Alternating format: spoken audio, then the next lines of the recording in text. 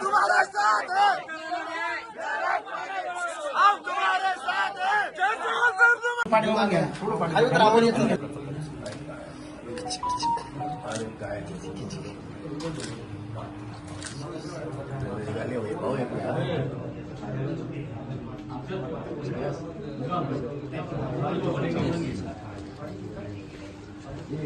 एक मिनिट साहेब काय सांगतात.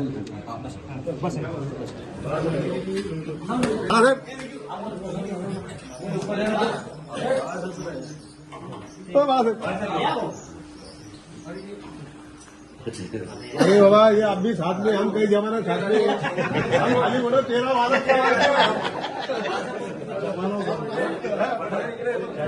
साल से साथ में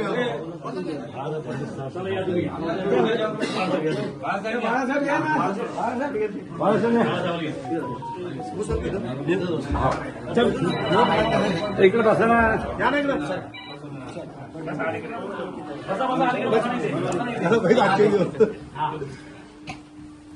साहेब आम्ही सगळेजण आपण सरकारचे प्रतिनिधी आहात.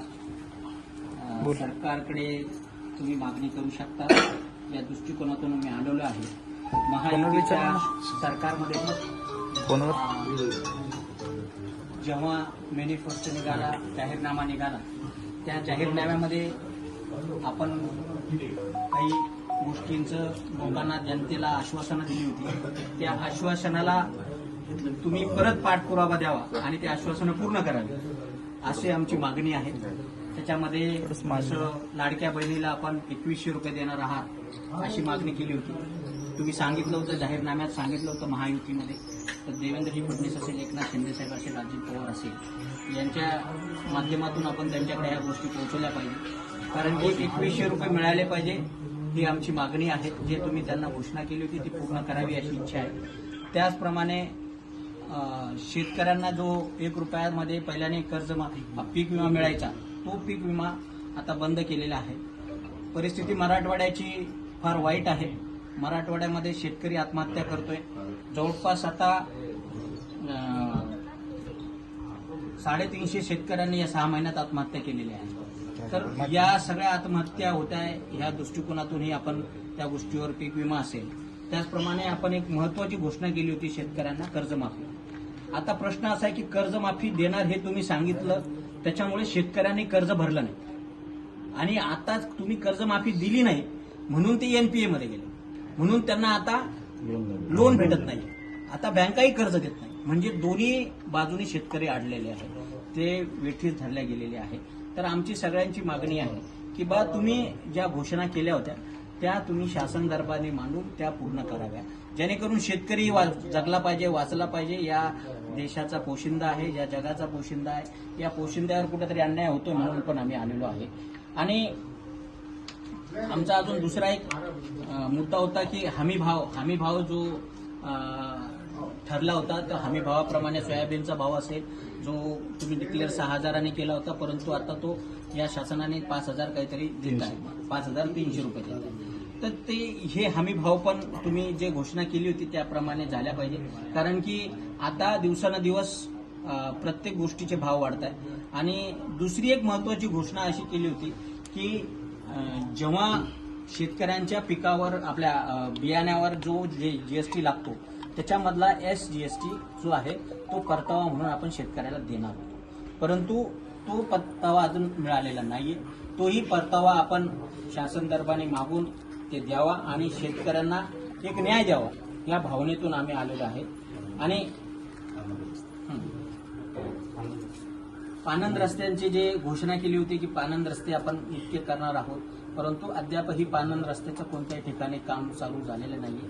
त्याचप्रमाणे शेतकऱ्यांना आपण जे सौर ऊर्जावर त्यांचे पंप चालणार होते त्याच्यामध्ये 6-6, 7-7 महिन्यापासून सौर ऊर्जाचे पैसे शेतकऱ्यांनी भरलेले आहे, परंतु त्यांना कोणताही पंप मिळत नाही. शेतकऱ्यांना पैसे भरून सुद्धा तो पंप मिळत नाहीये. 6-6, 7-7 महिने झालेले आहे. त्याही गोष्टीवर आपण या संदर्भात आपण शासनास सांगावं. आपले मुख्यमंत्री असेल, उपमुख्यमंत्री असेल, यांनाही तुम्ही या संदर्भात सगळ्या माहिती द्यावी. आणि अनेक गोष्टी ज्या आपण केलेल्या आहेत त्याचप्रमाणे आपण या शहरामध्ये जो पाणी पुरवठा होता तो तुम्ही सांगितला होता की जे माननीय देवेंद्रजी मुख्यमंत्री असताना या ठिकाणी सांगितलं होते आमची सत्ता आल्यास आम्ही 6 महिन्यांमध्ये तुम्हाला या शहराला पाणी देऊ. तो एक प्रश्न आपण पटकन मार्गी लावा, जेणेकरून या शहरातील जनतेला जो पाण्याचा अभाव आहे तो अभाव पूर्ण झाला पाहिजे. त्याचप्रमाणे एक सगळ्यात महत्त्वाची गोष्ट आहे की मराठवाडा वॉटर ग्रीड जी आपण घोषणा केली आहे ती घोषणा फक्त झालेली आहे, परंतु त्या घोषणेतून अद्यापही कोणतंही काम सुरू झालेलं नाहीये. आता आम्हाला जी माहिती मिळाली आहे त्याच्यामध्ये 67 कोटी रुपये मराठवाड्याच्या त्या योजनेसाठी जो डीपीआर बनवायचा त्यासाठी उपलब्ध केलेले, पण त्या 67 कोटीत काहीच होणार नाही, कारण ते कोकणातून पाणी आणायचं आहे. तर त्याला डीपीआरलाच भरपूर खर्च आहे. तो डीपीआर कसा करेल मराठवाड्याला सजलम सुफलम करण्यासाठी हा महत्वाकांक्षी प्रोजेक्ट असला पाहिजे.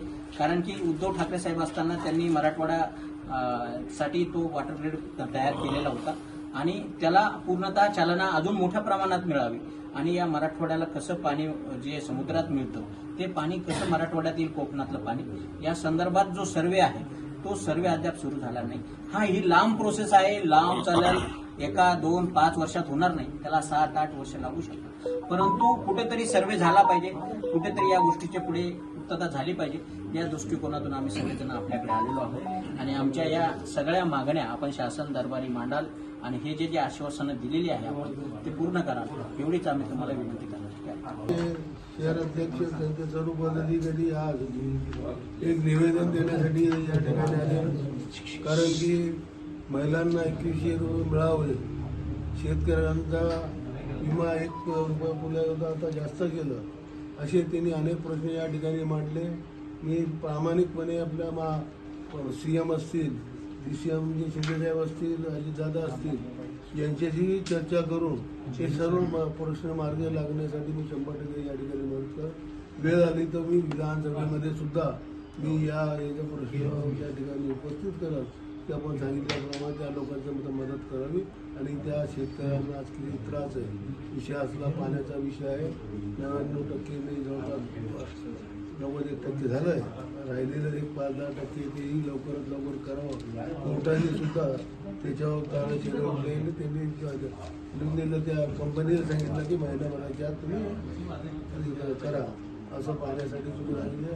आपले जे प्रश्न आपण सांगितलेले ते सर्व प्रश्न विधानभवनमध्ये आणि मुख्यमंत्री दोन्ही उपमुख्यमंत्र्यांनी 100% या ठिकाणी आपल्या ज्या मागण्या आहेत रास्त मागण्या आहेत ते 100% मी या ठिकाणी माननीय मुख्यमंत्री आणि अजितदादा पवार उपमुख्यमंत्री यांच्याशी चर्चा करून हे प्रश्न कसे सोडवण्यासाठी 100% बोलवायचा प्रयत्न करतो.